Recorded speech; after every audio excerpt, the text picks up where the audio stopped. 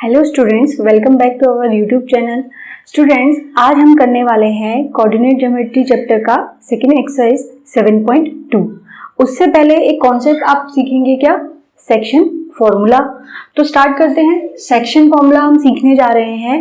देखिए, हमने पिछले चैप्टर में, पिछले एक्सरसाइज में एक क्वेश्चन करा था हमने कि एक टाउन था आपका ए और एक टाउन था आपका बी। ठीक है, इन दोनों के आपको कोऑर्डिनेट्स गिवन थे। आपसे कहा था कि ए टाउन बी टाउन से कितने डिस्टेंस पे है निकालो। ठीक है, तो हमने क्या करा था, सिंपली ए और बी के बीच में डिस्टेंस फॉर्मूला लगाया था। पहले हमने क्या करा था, ग्राफ की हेल्प से इनके बीच की डिस्टेंस निकाली थी एंड देन हमने किससे सॉल्व किया था, ये हमने डिस्टेंस फॉर्मूला से भी इसको सॉल्व किया था। ठीक है, तो इससे आगे ही इस पे ही हम क्या सीखेंगे, सेक्शन फॉर्मूला वाला कॉन्सेप्ट सीखेंगे। तो आइए स्टार्ट करते हैं। एक टाउन था ए एंड बी। ये कहां पर था आपका, ओरिजिन पे था।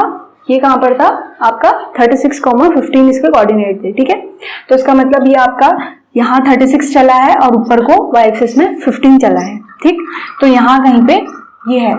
अब देखिए, यहाँ पर इन दोनों टाउन के बीच की डिस्टेंस ए बी ये है। तो कह रहे हैं कि यहाँ पर एक कंडीशन दे रखी है कि ए बी के बीच में, इन दोनों टाउन के बीच में आपको कहीं पर एक पोल लगाना है। ठीक है, कोई भी पोल लगाना है आपका पी पॉइंट पर आपको एक पोल लगाना है। अब इस पॉइंट के कोऑर्डिनेट आपको गिवन नहीं है। आपसे कह रहा है कि यहाँ पर कहीं पर होगा ए और बी के बीचों बीच नहीं, ए और बी के बीच में कहीं पर होगा जिसके कोऑर्डिनेट x, y है। ये आपको पता नहीं है एग्जैक्टली वो पॉइंट कहां पर आएगा। x, y का मतलब समझ रहे हैं ना। इस p की पोजीशन आपको दे रखी है लेकिन x, y में दे रखी है। ठीक है, ये पोजीशन स्पेसिफाई है, ये कहाँ होगा, आपको इस साइड कितना जाना है 36, ऊपर को जाना है 15, कहीं यहाँ पे बन रहा होगा। ठीक है, लेकिन इसकी आपको पोजीशन गिवन है ही नहीं। ये कह रहा है कहाँ पर लगाएं हम इसको, हमें फाइंड करना है। ये मतलब अगर ये जो आपका क्या है, पोल है, वो ए और बी को अगर 1 और 2 के डिस्टेंस में ले ले हम, मतलब ये जो पूरी ए बी डिस्टेंस है, ए बी मतलब आपका ए और बी के बीच की डिस्टेंस। ठीक है, इन दोनों को किसमें चेंज कर रहा हो, 1:2 में अगर ये बांट रहा हो तो P के कोऑर्डिनेट क्या होंगे, मतलब P कहां पर सिचुएटेड होगा, इस P के कोऑर्डिनेट क्या होंगे वो आपको फाइंड करने हैं। ठीक है,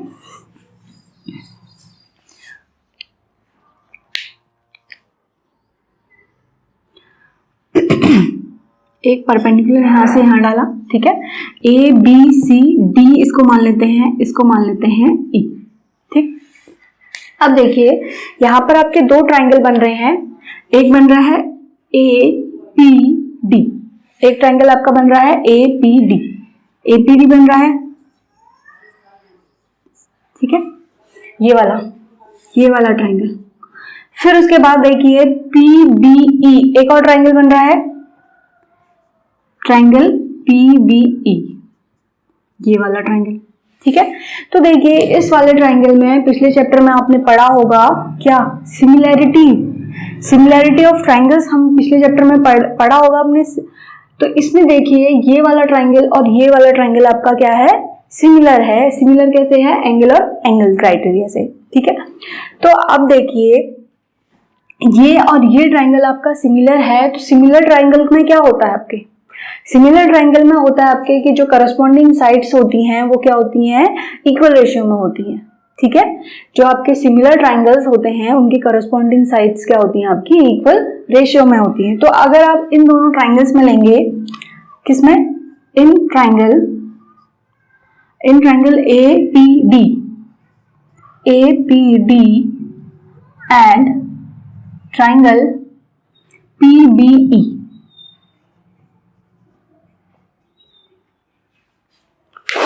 PBE।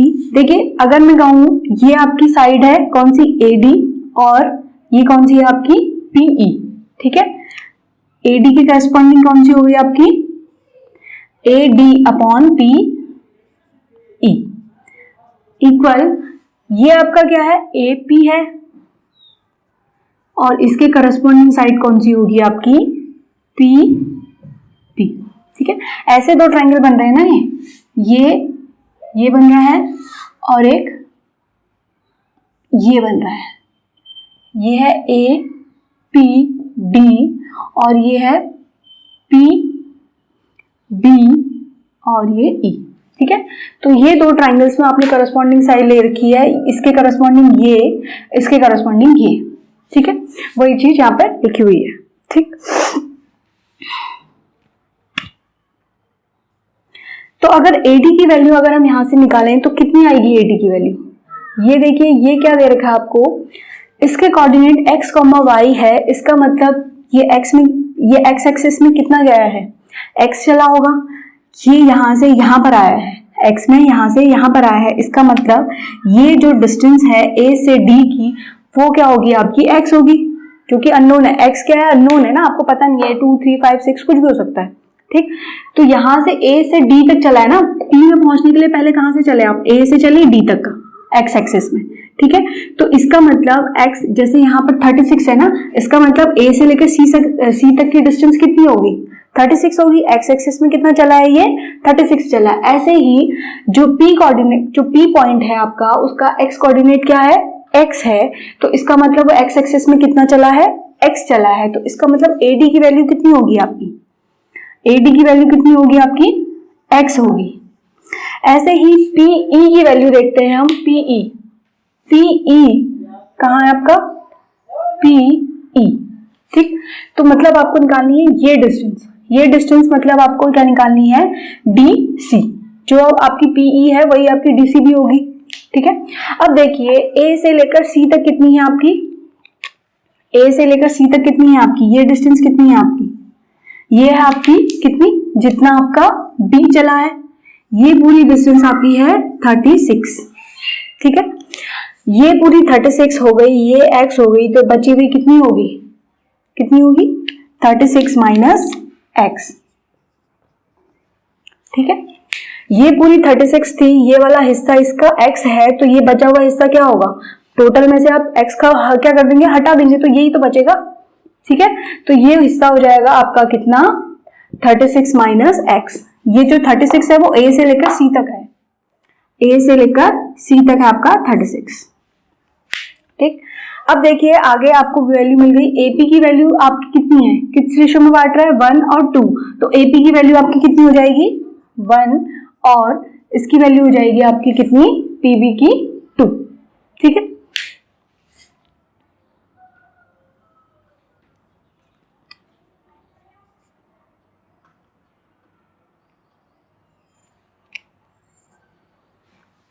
ठीक है।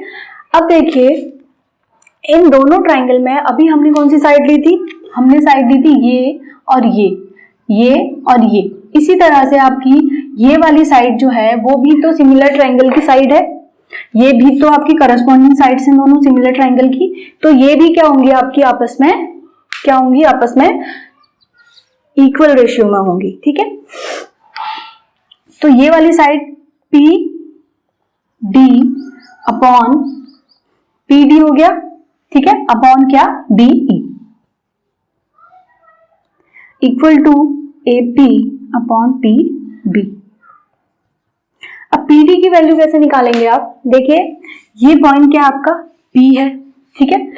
PD मतलब जो P आपका किस में चला है, ऊपर को जो वैल्यू लेते हैं वो कहां पर होती है आपकी, y एक्सिस की वैल्यू। ये जो वैल्यू ले रहे हैं आप वो क्या है आपकी x एक्सिस की वैल्यू है। ऊपर को मतलब कितना गया है, y में कितना गया है, y में कितना गया है, ये y चला है, y कोऑर्डिनेट दे रखा है इसका y, तो इसका मतलब PD की वैल्यू कितनी है आपकी, y है, ठीक। इस तरह से देखिए ये वैल्यू कितनी आ गई आपकी, y आ गई। अब इस वैल्यू को देखिए कौन सी, BE आपको फाइंड करनी है, मतलब ये वैल्यू आपको निकालनी है। अब देखिए BC कितनी है, मतलब BC मतलब C से कहां पे चला, ये आपका A से आया आपका C में पहुंचा जब वो x एक्सिस में चला। अब इसको C से B में पहुंचने के लिए कहां चलना है, y एक्सिस में चलना है। y एक्सिस में कितना चला है, 15 चला है, इसका मतलब ये पूरी डिस्टेंस कितनी होगी आपकी, 15 हो गई, ठीक है। अब देखिए ये y थी आपकी यहां से यहां तक का, तो ये भी तो y होगी, ये भी आपकी कितनी होगी, y होगी। तो ये बचा वाला हिस्सा कितना हो जाएगा, 15 माइनस 5 हो जाएगा, 15 माइनस y हो जाएगा इक्वल 1/2, ठीक है। अब देखिए आपकी दो इक्वेशंस बन जाएंगी, एक इधर से एक इधर से। ऊपर वाले से आपकी x की वैल्यू आ जाएगी और नीचे वाले से आपकी किसकी वैल्यू आ जाएगी, y की वैल्यू आ जाएगी। निकाल दीजिए, क्रॉस मल्टीप्लाई कर देंगे। 2x, इसको मान लेते हैं इक्वेशन 1, इसको 2, ये आपकी आएगी फ्रॉम इक्वेशन 1। ठीक है, इक्वेशन 1 से क्रॉस मल्टीप्लाई आप कर देंगे तो कितना आ जाएगा, 2x is equal to 36 minus x, ये हो जाएगा 3x इज इक्वल टू 36, तो x इज इक्वल टू कितना आ जाएगा आपका 12। ठीक है, ऐसे ही फ्रॉम इक्वेशन 2 क्रॉस मल्टीप्लाई करेंगे तो कितना हो जाएगा, 2y is equal to 15 minus y।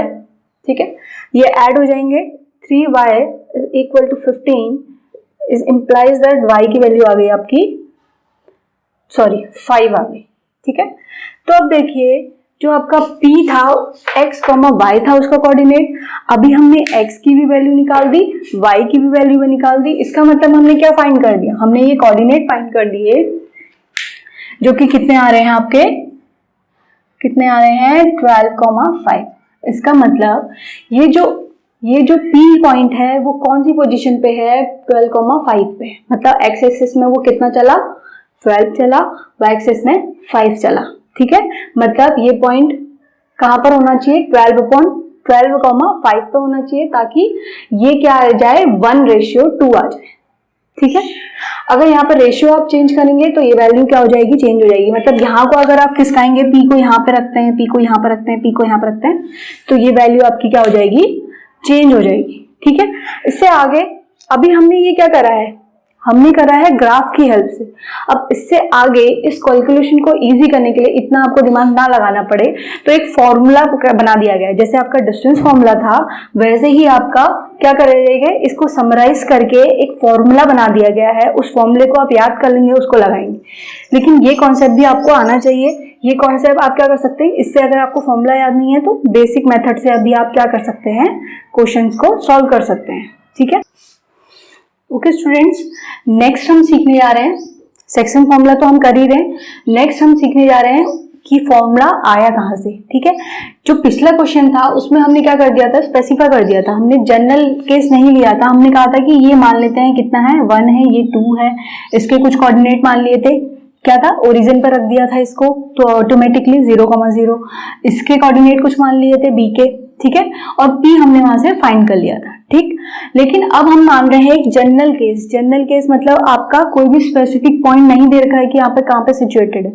आपसे कह रहा है कि ये मान लेते हैं a जो है वो x1 y1 पे है और b जो है x2 y2 पे है, और p एक पॉइंट है जो कि a और b के बीच में कहीं पे भी सिचुएटेड है। कहीं पे भी मतलब जरूरी नहीं है कि 1:2 में ही आपका क्या कर रहा हो, ये बांट रहा हो। ठीक है, तो इसको मान लेते हैं कि एक जनरल केस की यहाँ से यहाँ तक ये क्या कर रहा है, m1 रेशियो में बांट रहा है और यहाँ m2 में। ठीक है, जैसे पिछले क्वेश्चन में हमने क्या लिया था, ये 1 ले लिया था, ये 2 ले लिया था। ठीक, इसका मतलब हमने कहा था कि जो p है वो a b को 1:2 में क्या कर रहा है, डिवाइड कर रहा है।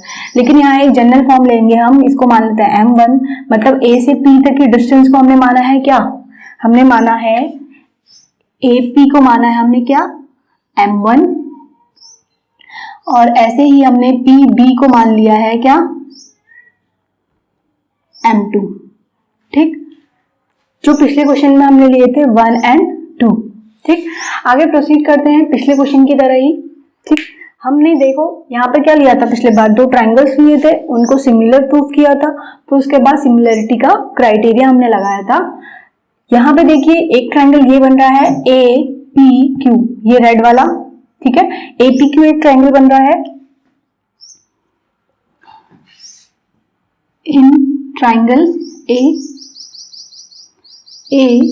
APQ, ठीक है, और दूसरा ट्रायंगल आपको दिख रहा होगा रेड से PBC एंड ट्रायंगल PBC।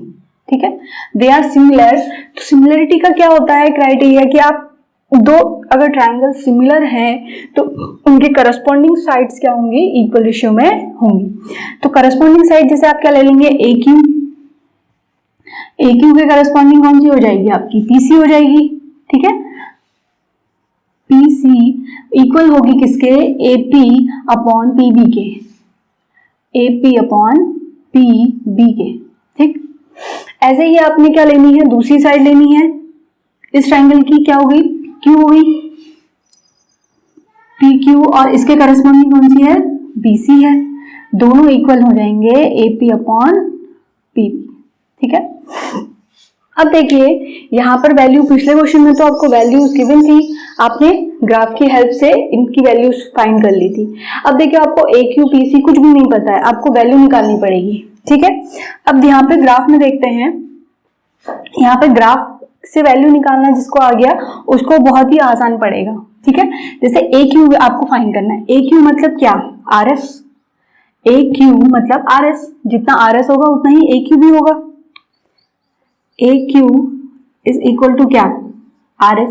अब ये आर एस है क्या, देखो यहां से ओ, आर एस क्या है आपका, यहां से यहां तक की डिस्टेंस, आर से लेके एस तक की डिस्टेंस, लेकिन ये तो आपको पता ही नहीं है कितनी है, ठीक है। लेकिन आपको ओ से लेकर एस की डिस्टेंस तो पता है, नहीं पता है, क्यों नहीं पता है, ओ से लेकर एस की डिस्टेंस आपको पता है। आप ओरिजिन से स्टार्ट कर रहे हैं एस पे, एस पे कैसे पहुंचे आप, इस पॉइंट के कोऑर्डिनेट देखिए क्या है, x, y, मतलब P में पहुंचने के लिए पहले आपको O से लेके S में आना पड़ा, O से लेके S में आना पड़ा, तो ये डिस्टेंस कितनी, जितना आप x एक्सिस में चले हैं, कितना x, ठीक।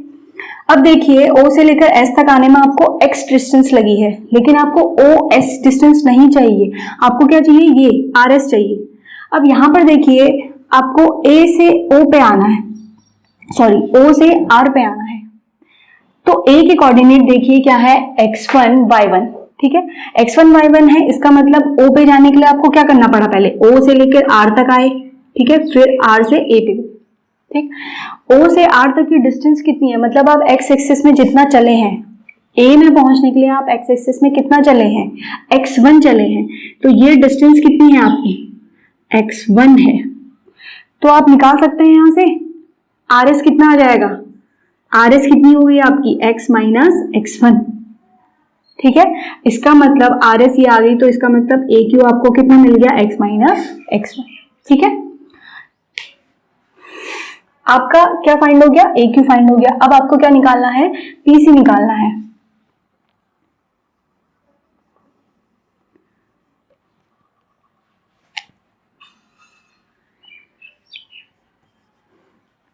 पीसी निकालने के लिए आपको क्या करना है, ये देखिए पीसी जो डिस्टेंस है वो किसके बराबर होगी, एसटी के बराबर होगी। पीसी जो आपकी डिस्टेंस है, पीसी डिस्टेंस एसटी के बराबर है, ठीक है। एसटी के बराबर है, इसका मतलब आपको क्या करना है, एसटी डिस्टेंस निकालनी है। एसटी डिस्टेंस कैसे आएगी, देखिए ओ से लेके टी पर आप पहुंचे, ठीक है, ओ से लेकर टी पर आप पहुंचे, तो ये ओ टी कितनी डिस्टेंस है, ओ टी मतलब आप बी पे पहुंचने के लिए, देखिए बी और टी सेम है ना, तो इसका मतलब बी पे पहुंचने के लिए एक्स एक्सिस में जितना आप चले हैं वो क्या आपकी ओ टी है। अब ओ टी हम क्यों निकाल रहे हैं, ओ टी क्या हो जाएगी, x2। ओ टी हम क्यों निकाल रहे हैं, क्योंकि जब आप इस पूरे पोर्शन में से इतना इतना हटा दोगे तब जाके ये बचेगा। इस पूरे पोर्शन में से आप ये वाला पार्ट जब हटा दोगे तब जाके ये वाला पार्ट बचेगा ना, ठीक है। तो इसीलिए हम क्या कर रहे हैं, टोटल में से इसको सब्ट्रैक्ट कर देंगे तो हमें ये पार्ट मिल जाएगा, ये पार्ट मिल जाएगा मतलब ये पार्ट मिल जाएगा, ठीक है।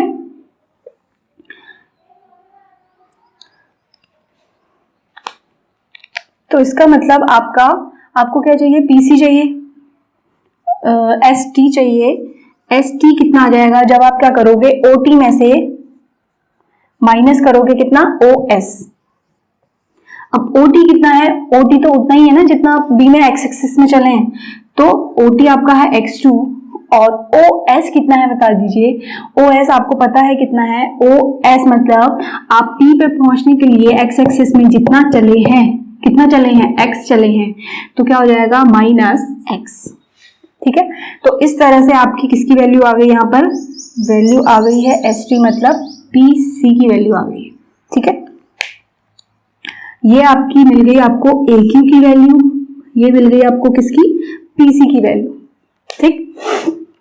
अब नेक्स्ट क्या काम बचा है आपका, अब नेक्स्ट आपको निकालना है क्या, P Q and B C. P Q ये डिस्टेंस अभी हम किस में चल रहे थे, अभी हम एक्स एक्सिस में चल रहे हैं, ठीक है। एक्स एक्सिस की वैल्यूज आपकी निकल चुकी है, अब आपको देखना है वाई एक्सिस में, ठीक है। जैसे आप सिमिलर काम है कि आप जैसे एक्स एक्सिस में क्या कर रहे थे, वैल्यूज को देख रहे थे, वैसे ही अब आपको कहाँ देखना है, वाई एक्सिस में वैल्यूज को देखना है, ठीक है। देखो आपको निकालना क्या है, पी क्यू निकालना है। पी क्यू मतलब क्या है, ये डिस्टेंस, तो मतलब अगर पी एस में से ये मैं माइनस कर दूं हिस्सा, ये वाला हिस्सा, तो मेरा ये हिस्सा निकल जाएगा। मतलब टोटल में से पी एस ये है, पी एस में से ये डॉटेड लाइन में हटा दूं, इसको हटा दूं तो यही तो बचेगा। तो क्या करेंगे हमें निकालना है पी क्यू, ठीक। पी क्यू निकालने के लिए क्या करेंगे, आप माइनस कर देंगे पी एस माइनस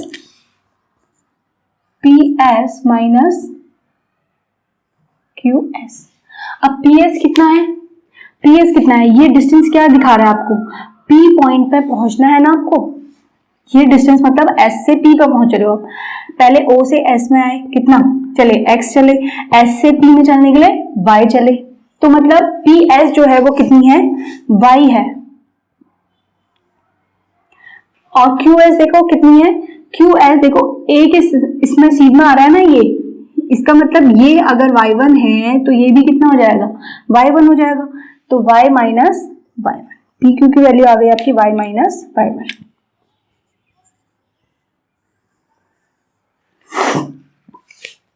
ऐसे ही आपको निकालना है BC की वैल्यू।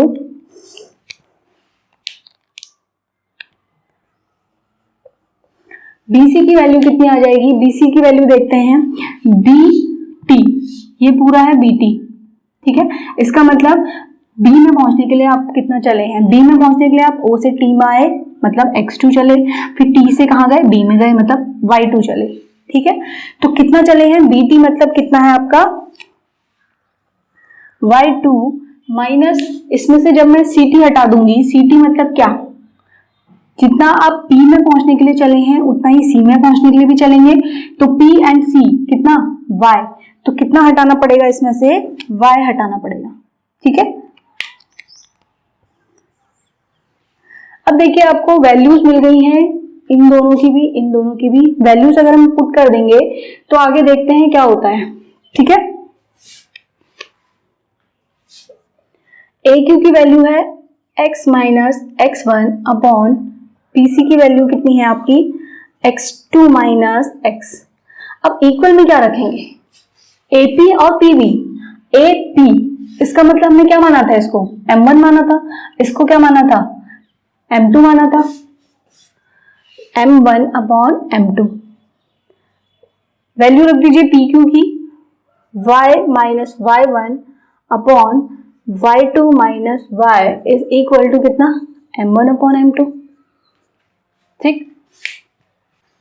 देखिए स्टूडेंट, अब आपको करना क्या है, इससे आगे क्या करेंगे, आपको फाइंड क्या करना है, आपको फाइंड करना है x और y, ठीक है। इसको तो आपने जनरलाइज कर रखा है, आपको फाइंड क्या करना है, ये x फाइंड करना है, ये y फाइंड करना है आपको, ठीक है।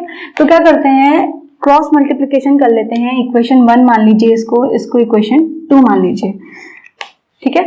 तो यहाँ पे फ्रॉम इक्वेशन 1, ठीक है, क्रॉस मल्टीप्लाई करेंगे तो M2 क्या होगा आपका, M2 मल्टीप्लाई होगा किसके संग, पहले x के संग, फिर माइनस, फिर M2 मल्टीप्लाई होगा x1 के संग इक्वल। ऐसे ही आपका M1 मल्टीप्लाई होगा M1 x2 minus M1 minus x, ठीक है। ये आ गया आपका फ्रॉम इक्वेशन 1। अब देखिए x वालों को एक साथ ले आते हैं, ये x है और ये इसमें x है,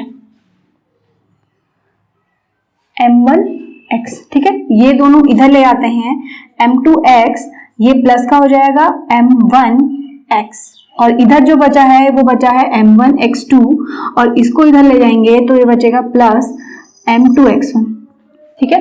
अब देखिए x कॉमन ले लेते हैं इसमें से, तो बचेगा क्या, M1 plus M2 equals to M1x2 plus M2x1, और x की वैल्यू क्या आ गई आपकी, M1x2 plus M2x1 upon M1 plus M2, ठीक है। ये आपकी x की वैल्यू आ गई। ऐसे इक्वेशन 2 को सॉल्व कर लेंगे। ये इक्वेशन 2 आपकी फ्रॉम इक्वेशन 2 क्रॉस मल्टीप्लाई कीजिए, कितना आएगा m2y minus m2y1 is equal to m1y2 minus m1y। y वाले एक साथ ले आइए, ये m2y plus m1y is equal to m1y2 plus m2y1। ठीक है, तो यहां से जब आप y की वैल्यू निकालेंगे, y की वैल्यू आपकी आ जाएगी, इन दोनों में से कॉमन आ जाएगा y और अपॉन में लिख देंगे उसको m1y2 plus m2y1 upon m1 plus m2। ठीक है, इस तरह से आपकी y की वैल्यू निकल गई। अब देखिए ये क्या है आपका, ये है आपका सेक्शन फॉर्मूला। ठीक है, सेक्शन फॉर्मूला यही है आपका कि अगर आपका a और b दो पॉइंट हैं, उनको p पॉइंट क्या कर रहा है, m1 और m2 रेशियो में बांट रहा है, तो p x और y के कोऑर्डिनेट क्या होंगे, मतलब x और y की वैल्यू क्या होगी, मतलब p के कोऑर्डिनेट क्या होंगे। तो इन वैल्यूज में क्वेश्चंस में आगे आप समझ जाएंगे कि कैसे अप्लाई करना है, कैसे रखना है। आगे हम क्वेश्चंस करेंगे इससे रिलेटेड। ठीक है, तो इतना आप क्या कर लीजिए, पहले ये तो निकालना तो याद कर ही लीजिए, बाकी फॉर्मूला भी याद कर लीजिए कि कैसे करना है, कॉन्सेप्ट भी सीख लीजिए। ठीक है, टिल देन